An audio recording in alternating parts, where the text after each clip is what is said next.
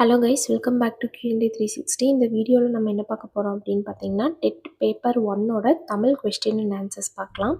First question, முத்து என்ற பொருள் தரும் சொல். முத்து என்பதன் பொருள் என்ன அப்படின்னு பார்த்தீங்கன்னா நித்திலம். செகண்ட் கொஸ்டின், வல்லியப்பனின் சிறப்பு பெயர் என்ன அப்படின்னு கேட்குறாங்க.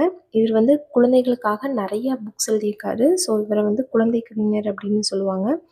ஊமை கவிஞர் யார் அப்படின்னு பார்த்தீங்கன்னா சுரதா. நெக்ஸ்ட்டு உருவா கவிஞர் யார் அப்படின்னு பார்த்தீங்கன்னா மு. மேத்தா.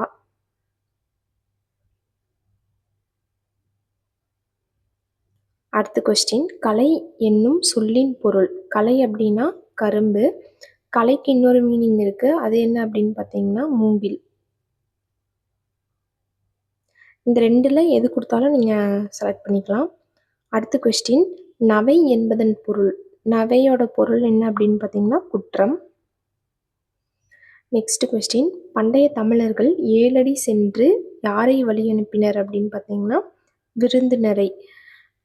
நம்ம வீட்டுக்கு யாராச்சும் கெஸ்ட் வந்திருக்காங்கன்னா அவங்க போகிறப்போ கேட்டில் இருந்து அந்த வாசல்ல இருந்து 7 அடி சென்று போயிட்டு வாங்க அப்படின்ட்டு தமிழர்கள் போயிருக்காங்க அப்படின்னு எந்த நூல் சொல்லுது அப்படின்னு பார்த்தீங்கன்னா பெருநர் ஆற்றுப்படை. ஸோ இதுக்கு ஆன்சர் விருந்தினரை. அடுத்த கொஸ்டின், திருவிக்காவால் தேசியம் காத்த செம்மல் என்று பாராட்டப்பட்டவர் யார் அப்படின்னு கேட்டிங்கன்னா முத்துராமலிங்க தேவர்.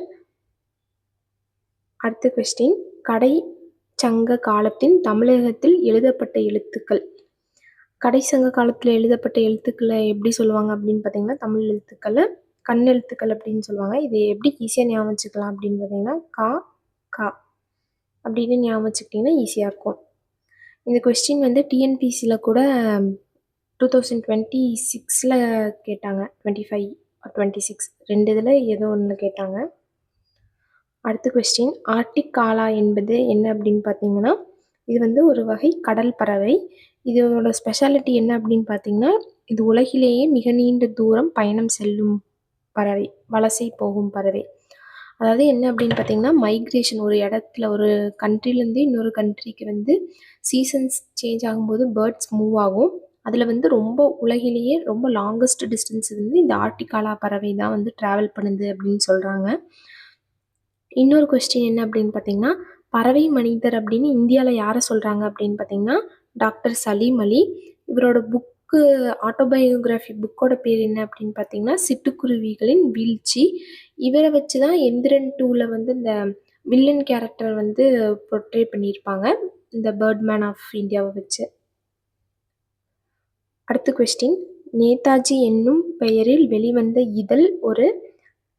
நேதாஜி அப்படிங்கிறது ஒரு இதழ், மேகசின். அது வந்து வாரம் வாரம் வந்துச்சு, வீக்லி மேகசின் அது.